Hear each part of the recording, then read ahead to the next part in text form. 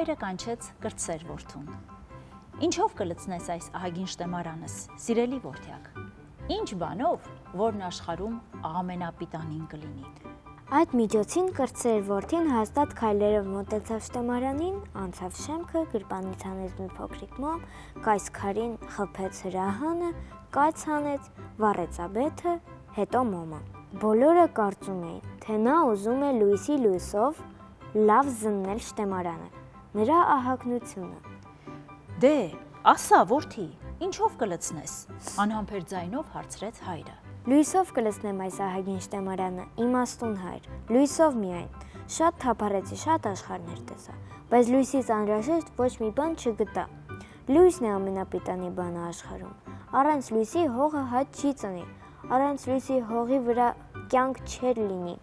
Շատ թափառեցի, շատ աշխարհներ տեսա եւ գտա, որ գիտության լույսն է ամենապիտանի բանը, եւ միայն գիտության լույսով կարելի է կառավարել աշխարհը։